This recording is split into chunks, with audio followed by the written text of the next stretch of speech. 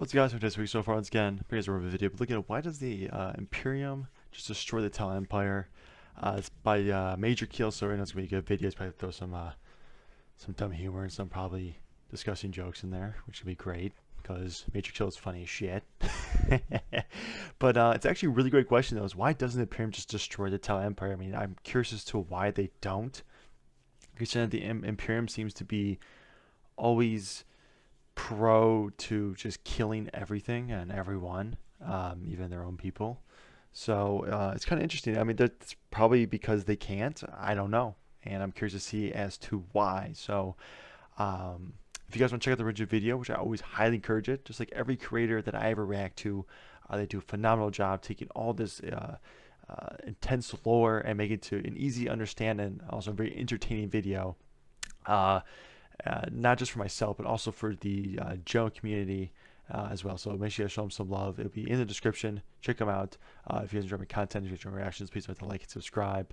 Let's get to it. Hey guys and gal, whatever your perspective or opinion is regarding how much you like or dislike the Tau, it's no secret that They're the dope though, Imperium is man. more than capable of wiping them out. The Imperium is much larger, has a way bigger military, and often smacks around the Tau pretty hard during their various wars and skirmishes. As the Tau are technically enemies of mankind due to their crime of existing as a Xeno, it does beg the question, why not just wipe them out? After all, the Tau are becoming increasingly powerful and may soon become too powerful for the Imperium to take on, so why delay? Before we get started, my eyes are up here.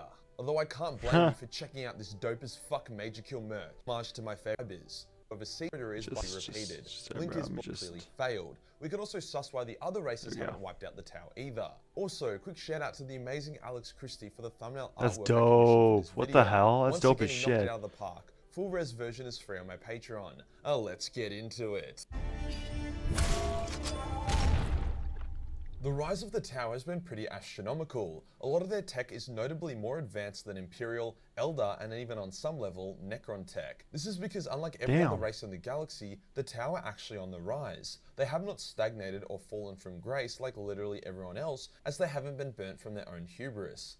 Yet. Hence, the best time to kill the Tau is when they were a bunch of primitive bovine plane wanderers, and the next best time is now. Before we get into why the Tau Empire has That Space Marine is like crushing the shit out of that Tau's head. That is a hard ass shot. And look at the right they slice that man half. Ah, damn. been allowed to continue its existence, Dope shot. let's first look at the conflicts between the Imperium and the Tau and see how those went. The Tau became known to the Imperium when they began attempting to diplomatically assimilate the worlds bordering Tau space. The Tau had no idea just how big of a bear the Imperium was, with some of their commanders wanting to crush them militarily, whilst others believed they could assimilate the Imperium of Man into the Tau Empire. Damn, those Tau were cute. They slowly but surely influenced these border worlds that were so far away from main Imperial space that they barely felt a connection to Terra, and the Tau were able to become the de facto rulers of them. This was a huge no-no for the Imperium.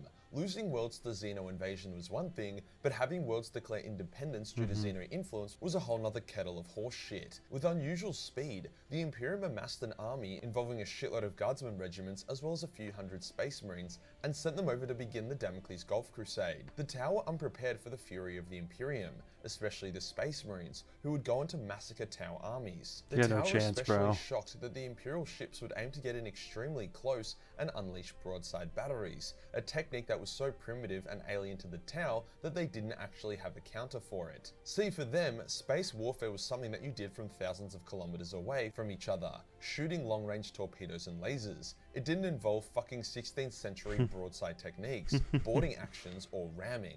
Likewise, the Imperials were shocked that the Tau didn't have broadsides. From here, the Imperium retook or cleansed world after world, including worlds that had never been under Imperial control in the first place. The Imperium's ruthless genocidal tactics, combined with orbitable bombardments, made short work of Tau colonies. To their credit, the Tau began to quickly adapt and began performing better against the Imperial fleet. However, they were still outmatched and losing the war. The war peaked with a huge ground invasion of the Tau's most populated world encountered so far. It involved Titans, Space Marines, battlesuits, Kroot, the whole shebang. Damn. The war was pretty epic, and it actually made the Space Marines respect the shit out of the Tau for their tenacity and adaptability in combat. Not too unlike the Ultramarines, they both blew as well. Hence, when the Inquisition got salty and wanted to just exterminate us the world, the Imperial commanders refused. As the war was grinding to a stalemate, word came that a new threat called the Tyranids had arrived in the galaxy and were fucking shit up. hence the Imperial forces withdrew after reaching a peace agreement with the Tau. So from first impression, a single relatively small Imperial fleet without reinforcements and without that many Space Marines was able to fuck up multiple Tau worlds and fleets, only withdrawing due to promised reinforcements never arriving and the Tyranids becoming a thing. The Tyranids is a much larger the Tau threat would adapt though. and become significantly more militarized with way better tech that they would use to fight against the Imperium, but the first impression didn't look very good for them. There would be other conflicts, most notably during the Third Sphere expansion, where Commander Shadowsun herself would take on the Imperium's forces, even slaying the chapter master of the Raven Guard. But once again, this was like a spittle of cum compared to the might of the Imperium's armies, with only a few hundred White Scars and Raven Guard alongside other Imperial army elements facing off against the full might of the Tau Empire.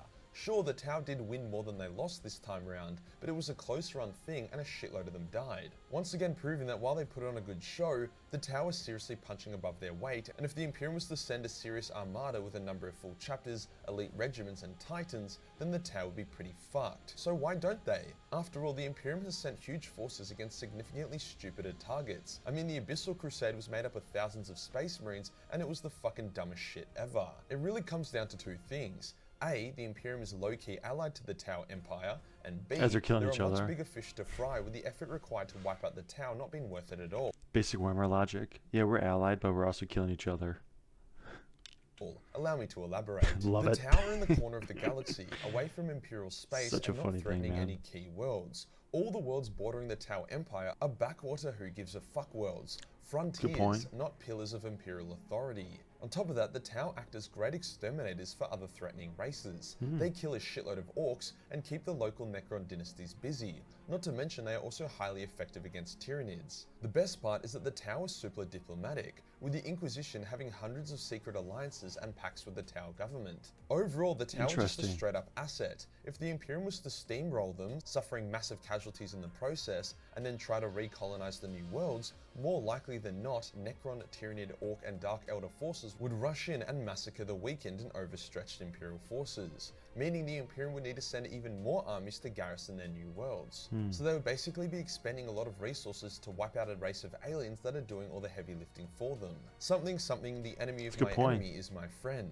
The second, and arguably more important aspect, is the fact that the Tau Empire only became known to the Imperium at a similar time to the arrival of the Tyranids, as well as the resurgence of the Traitor Legions, not to mention the rise of Ghazghkull and the awakening of the Necrons. The war for Armageddon had begun, Abaddon's Black Crusades began to heat up, and Ultramar was brought to the brink by High Fleet Behemoth. The Tau were just very low on the list of priorities. Since then, the Imperium hasn't had time to breathe. With the galaxy being cut in half by the Great Rift, a fuck-off huge Tyranid incursion, the return of the Silent King, and Ghazghkull being on the move with like 100 billion Orc warriors at his back, it just doesn't make sense. There would be absolutely zero logic to looking at all these threats and then deciding to commit a fuck-off huge armada full of thousands of the Imperium's best warriors to go attack the Tau. That's Doing fair. so would leave countless worlds open to invasion as opposed to the Tau, who are mostly keeping to themselves. Sure, they do expand here and there, but with their warp travel capabilities being pretty mid, their version of expansion is a handful of worlds at a time. If the Tau Empire had appeared a few millennia prior, let's say maybe in the 38th millennium,